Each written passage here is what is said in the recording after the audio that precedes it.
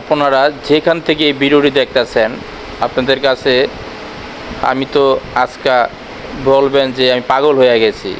হ্যাঁ ভাই, আমি অনেক পাগল হয়ে গেছি আজকে, আমি মারাত্মক পাগল। যা এই পাগল মানুষে কি বলবো ভাই, পাগলের শেষ নাই তো। মানুষ বলে যে কত রকমের কত পাগল হয়, কেউ টাকার পাগল, কেউ নারীর পাগল, কেউ জমির পাগল। আজকে আমি পাগল হয়ে গেছি ভাই। গ্রামীণ সিম আমারে পাগল বানায় লাইছে। দেখেন, আমি ওনাদের একটি গ্রামীণ সিমের যেই অ্যাপের মাধ্যমে ঢুকে আমি 30 দিনের একটি আমি মিনিট কিনতে চাইছিলাম ভাই। দেখেন, আমার কাছে পাগল বানায় লাইলো ভাই।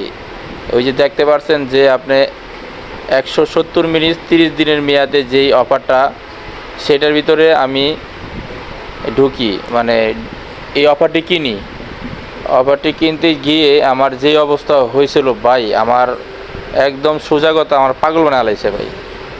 আমি একদম পাগল বানায় লাইছে, আমারে শেষ করে লাইলো, আমার পাগল বানায় লাইলো। দেখেন, আপনারা ভিডিওটি দেখতে থাকেন ভাই, যে আমার যতটুকু পাগল বানাইছে ভাই, আমার মাথা কোনো কাজই করে না ভাই। দেখেন, আমি দেখতে থাকেন আপনারা।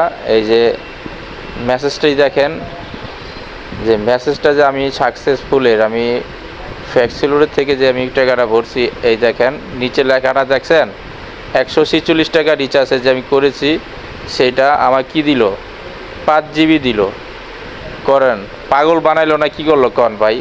ওরা যেই কাজ করতেছে তার চেয়ে আমার মনে হয় যে আমি মানসিক কোনো হসপিটালে ভর্তি হওয়া দরকার, নাহলে আমার মাথা নষ্ট করে গেল। এবং আচরণের দেখা, আচরণের জন্য মানুষ যারা গ্রাহক আছে সবাই যদি এই ভিডিওটা দেখতে পান, আপনারা মতামত বলবেন যে